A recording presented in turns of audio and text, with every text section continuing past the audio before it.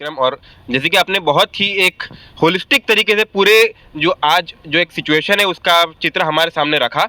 और एकदम सही बात है, जैसे पिछले वक्ताओं ने भी कहा कि लड़ाई कोई अलग नहीं है, सारे लड़ाइयाँ जो अलग अलग बिखरी हुई है, आज एक बहुत बड़ा हमारे सामने जो मकाम है इस पे किसान साथियों ने हमें एक रास्ता दिखाया किस तरीके से अलग अलग लड़ाइयों को, चाहे फांसीवाद के खिलाफ लड़ाई हो, चाहे नवउदारवाद के खिलाफ लड़ाई हो, चाहे वो लड़ाई सांप्रदायिकता के खिलाफ लड़ाई हो, उसे कैसे एक पटल पे लाया जाए, एक कैसे एक प्लेटफॉर्म पे लाके उसे एक मत से उसके खिलाफ आवाज़ उठाई जाए। और ये आवाज़ आज भाजपा को और मोदी को सुनना पड़ा और मानना पड़ा। जैसे कि साथी ने कहा, एकदम सही बात है, कोई चुनाव या कोई इस चीज़ तरीके की चीज़ के लिए बस दिया हुआ चीज़ नहीं है, ये मजबूरी में दिया गया है, उसके लिए उनको मजबूर किया गया। और एक बहुत बड़ा एक विक्ट्री, एक बहुत बड़ी अचीवमेंट, एक सफलता आज किसान आंदोलन को मिली है। और साथ ही साथ जैसे पिछले वक्ताओं ने कहा, साथियों ने कहा था जैसे कि एक यूनिवर्सिटी वहाँ बनाया गया एक तरीके से। और मैं भी इस बात से मानता हूँ कि यूनिवर्सिटी सिर्फ ऐसे नहीं, देखो पार्लियामेंट के एक्ट से बन गया तो यूनिवर्सिटी है। यूनिवर्सिटी एक कंसेप्ट है जहाँ पे एक सॉलिडारिटी होता है, जहाँ पे एक पॉलिटिसाइजेशन होता है, जहाँ पे समाज को बदलने के लिए एक आगे का एक विजन बनाया जाता है। और वो बनने के लिए हम भी कोशिश कर रहे हैं। बस यूनिवर्सिटी नाम में इसलिए हम लोग यूनिवर्सिटी नहीं है, हम अपने संघर्षों से एक यूनिवर्सिटी बनते हैं। और वही किसान आंदोलन ने एक रास्ता दिखाया है कि आज के समय पे यूनिवर्सिटी कैसे बनाई जाती है, कैसे चलाई जाती है और कैसे संघर्ष को लड़ा जाता है। और बस इसी बात के साथ में मैं और आगे बात को नहीं रखूँगा, पर हमारे अगले वक्ता जो है उन्हें मैं आमंत्रित, अच्छा हाँ, सुखदर्शन सिंह नट जो है, जो पंजाब किसान यूनियन के जो नेता है, मैं आमंत्रित करना चाहूँगा कि वो आए और अपनी बात रखे। बहुत बहुत शुक्रिया।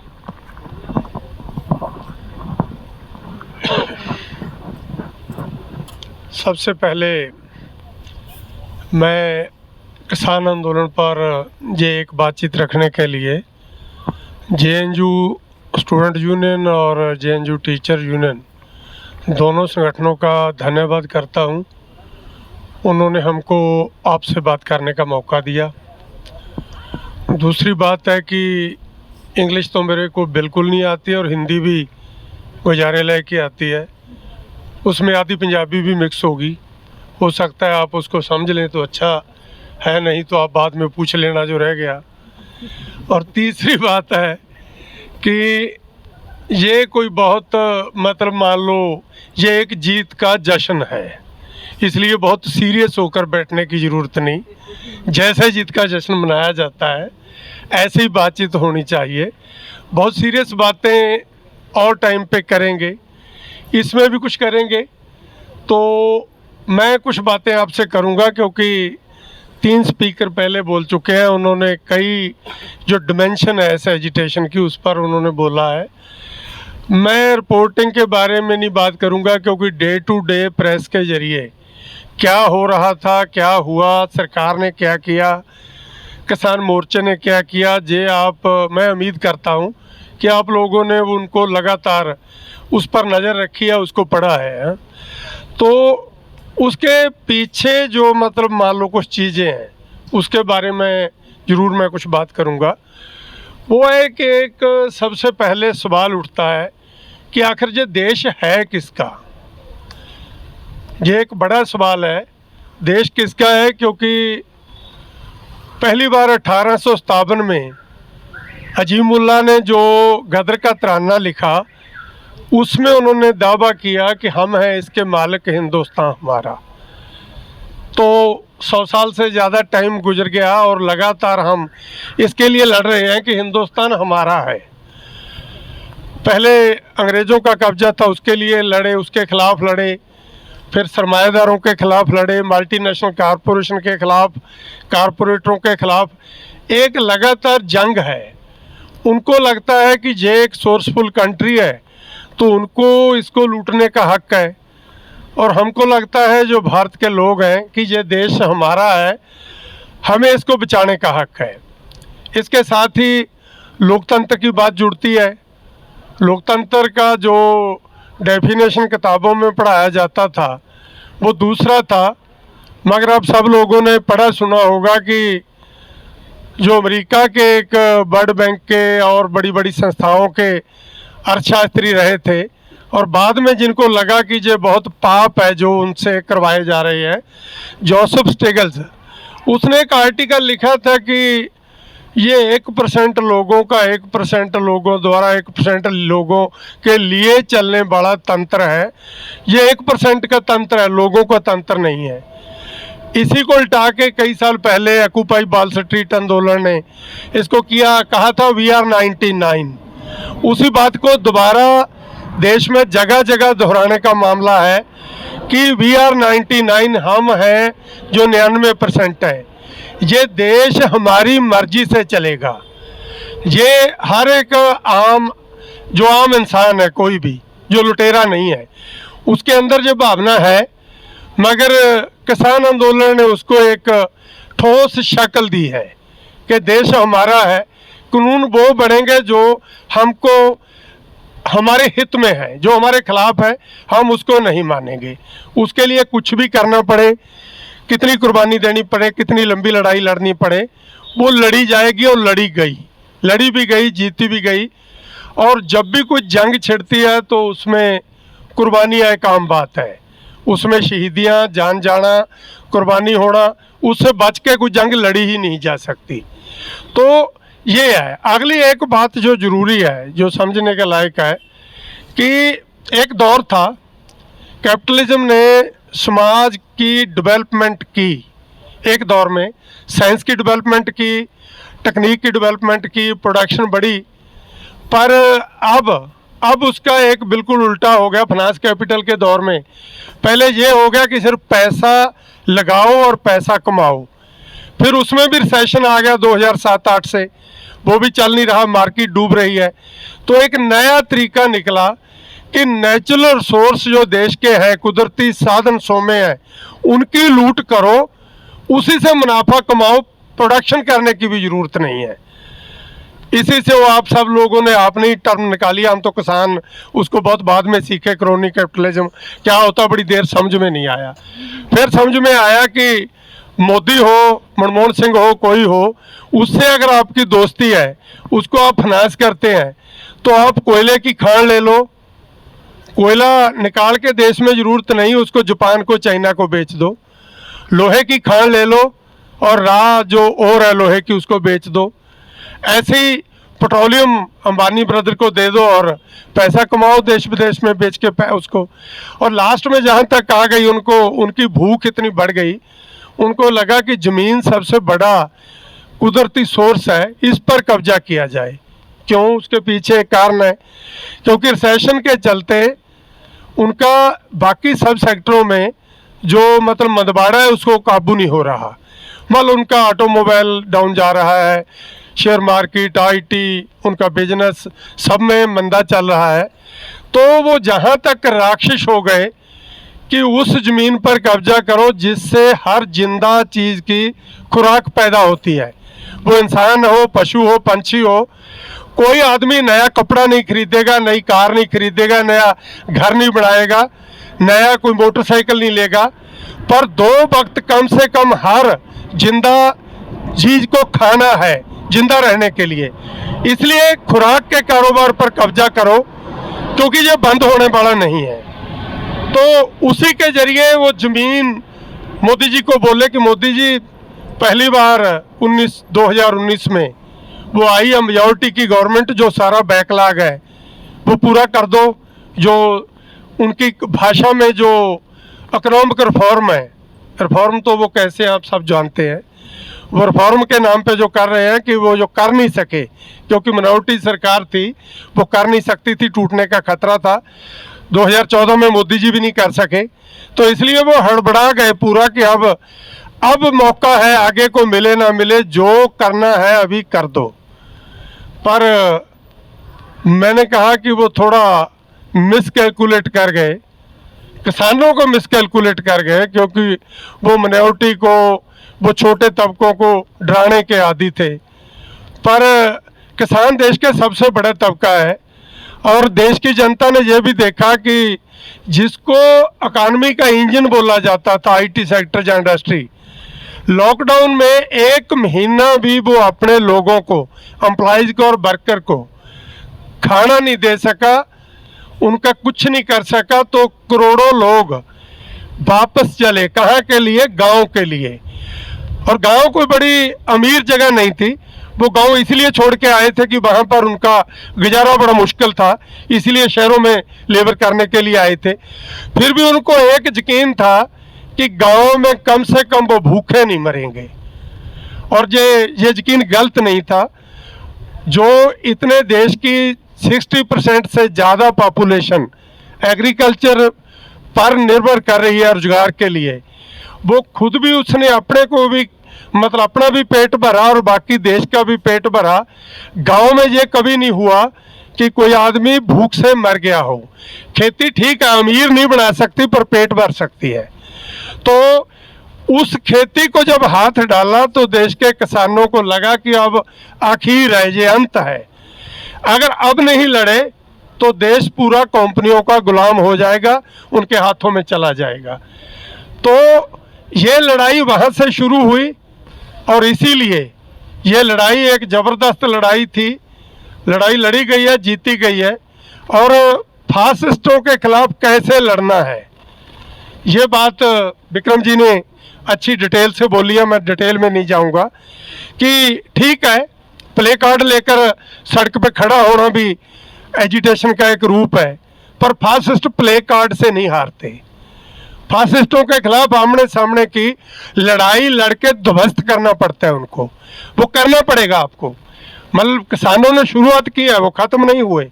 और आप सब लोग जानते हैं कि बीजेपी आम पार्टी नहीं है, कोई आम जैसे दूसरी पार्टियां कैपिटलिस्ट पार्टियां हैं, वो ऐसा नहीं है। वो सरकार से हार भी जाएं तो यूनिवर्सिटियों में जितने आदमी फिट कर दिए, सुप्रीम कोर्ट से लेकर कोर्टों में जितने आदमी, इलेक्शन कमीशन से लेकर यूजीसी में, हर जगह जो कॉन्स्टिट्यूशनल जो इंस्टीट्यूशन है जो फिट किए हैं, और 5 साल 7 साल उनका टेन्योर है। इसका मतलब हार जाने के बाद भी आपको एक लंबी लड़ाई लड़नी होगी उनको उखाड़ने के लिए। ये शुरुआत है, ये जीत नहीं है।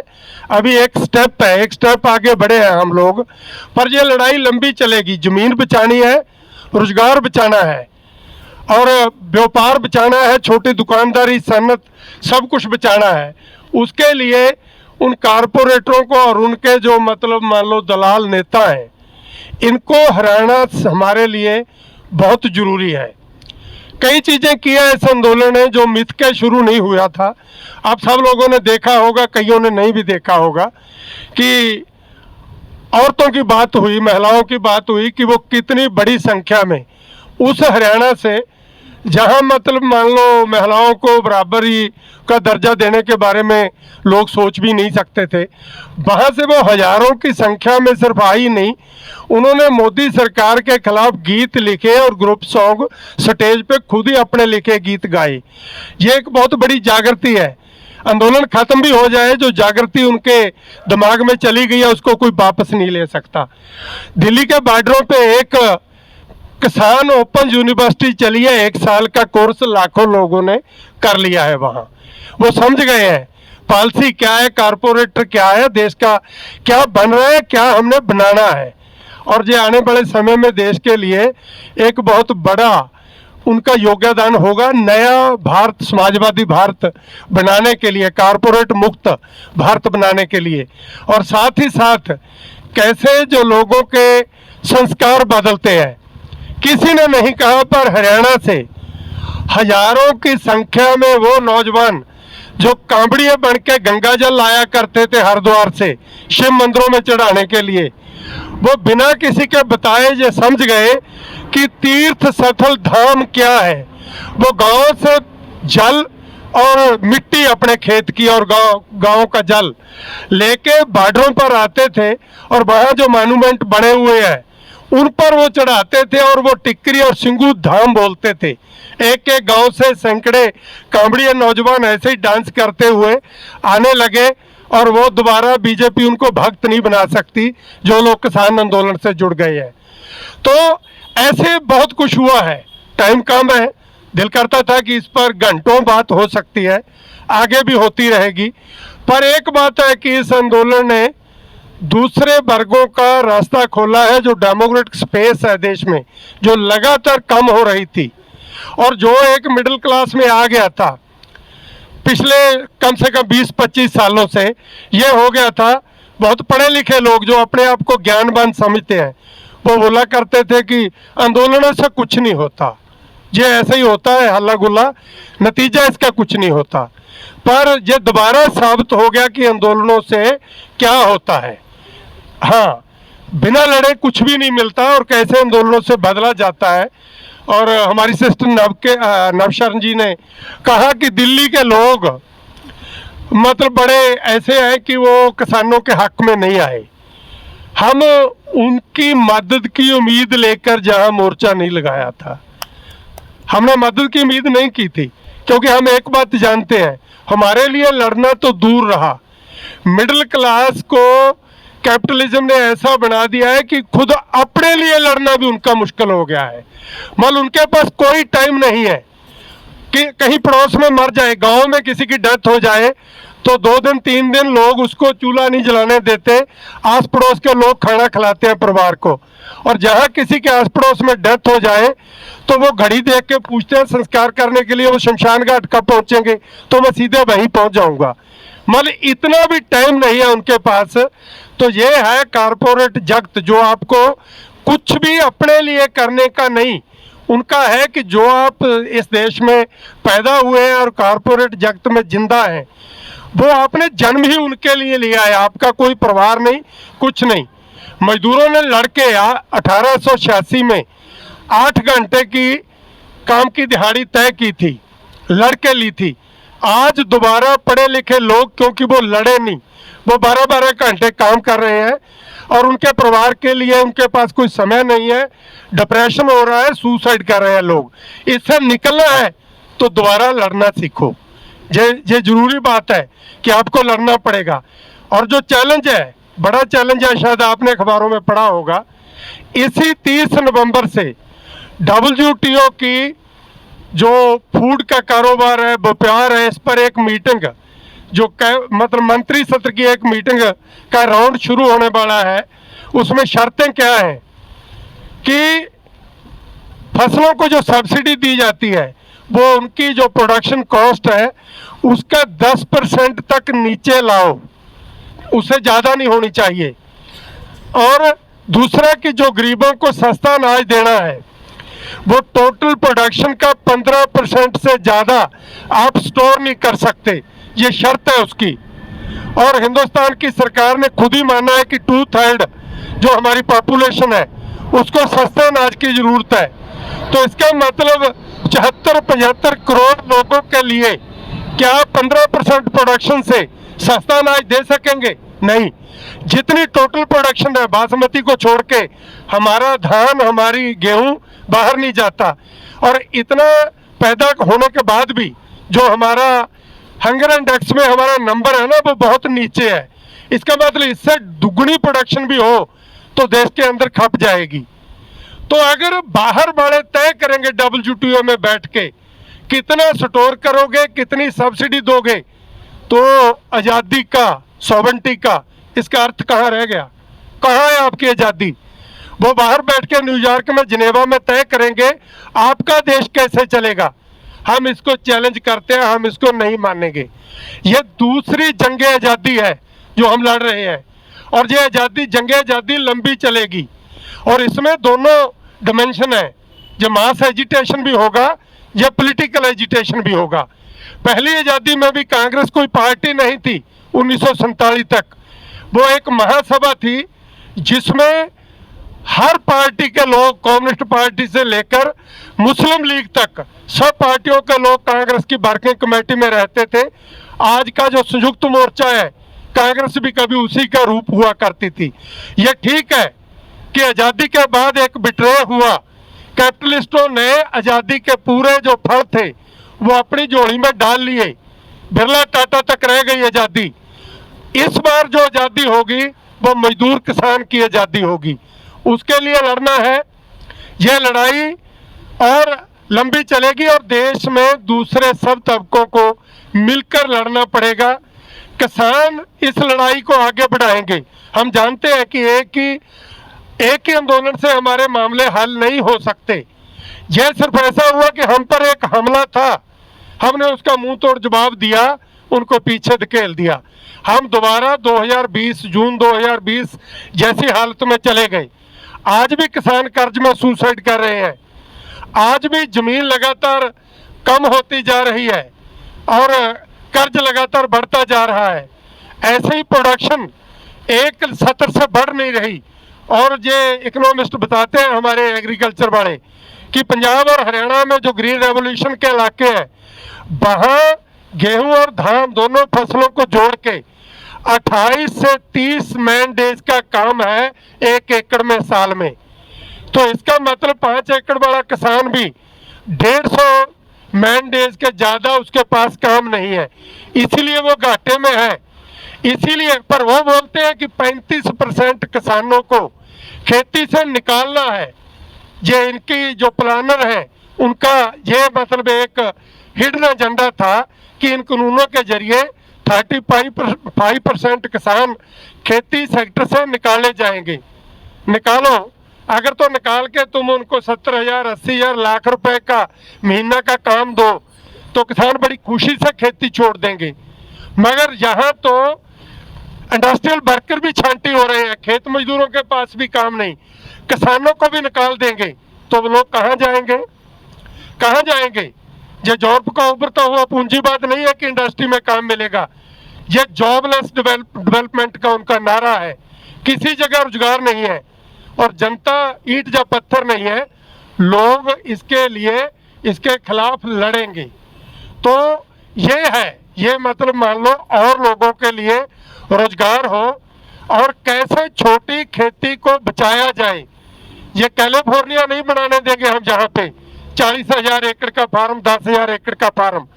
2 एकड़ वाला किसान कैसे अपने बच्चे पढ़ा सके, कैसे एक ठीक ठाक जिंदगी वो जी सके। और जो मिनिमम वेज ट्रेड यूनियन वाले 21,000 पर मंथ मांगते हैं, कम से कम गरीब किसान की उजरत उतनी हो, उसके लिए हम लाजमी तौर पे लड़ेंगे। आखिरी बात मैं कहना चाहूँगा कि इनके पास जो एक्सपर्ट है अलग अलग सब्जेक्ट के और जो विद्वान है, जो इंटेलेक्चुअल है, वो बेईमान लोग हैं। उनका एक ही काम है, मनमोहन सिंह से लेकर सबका, कि बुरी बातों को अच्छे शब्दों में लपेट के कैसे जनता के गले से नीचे उतारना है। ये कभी भी बुद्धिजीवी का, किसी इंटेलेक्चुअल का काम नहीं होता।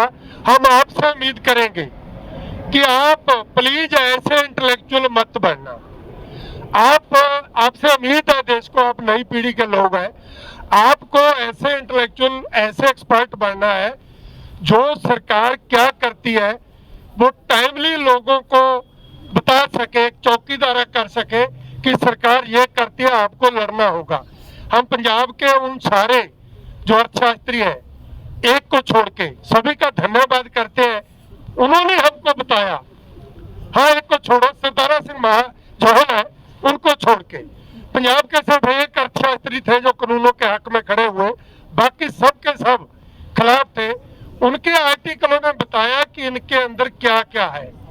ये काम आप लोगों का है, लड़ना काम हमारा है, पर लड़ाई के लिए लॉजिक देना, लड़ाई के लिए दलील देना, लड़ाई के लिए हर किस्म का वो मसाला मुहैया करना जिससे लोगों को मेंटली, उनको दिमागों को हथियारबंद किया जा सके, उनके दिमागों में मतलब तैयारी हो सके क्यों लड़ना जरूरी है। सो ये है, और अंत में है, ये टिक नहीं सकेंगे बीजेपी वाले, क्योंकि नफरत प्यार नहीं होता जो हमेशा कायम रह सके, नफरत मिट जाती है। हमारा नारा है, हम जोड़ेंगे वो तोड़ेंगे, हम जोड़ेंगे। तो हमने जोड़ा, आपने देखा मुजफ्फरनगर की सभा में जब स्टेज से अल्लाह अकबर कहा गया तो जवाब हर हर महादेव था। यह जोड़ने का तरीका, स्टेज से कोई वाहिगुरू जी का खालसा, वाहिगुरू जी की फतेह बोलता है तो लोग जवाब में राम राम बोलते हैं। यह हिंदुस्तान है, यही गंगा जमनी सभ्यता है हिंदुस्तान की, जिसके बल पर अंग्रेजों को हराया गया। ऐसे ही इन लोगों को हराना है, देश को जोड़ना है। देश के 120 करोड़ से ज्यादा लोगों को इन्हीं बातों को लेके जाना है। आप लोग लेके जाएंगे, हम लोग लेके जाएंगे, संगठन बनाएंगे और एक नया सिस्टम, ये कॉर्पोरेट डेवलपमेंट मॉडल नहीं, पीपल्स डेवलपमेंट मॉडल, उसके लिए आप लोगों को काम करना है। हम डट के खड़े हैं, खड़े रहेंगे, इस लड़ाई को आगे बढ़ाएंगे। आपने लंबी बात सुनी, आप सबका बहुत बहुत धन्यवाद। इनकलाब जिंदाबाद।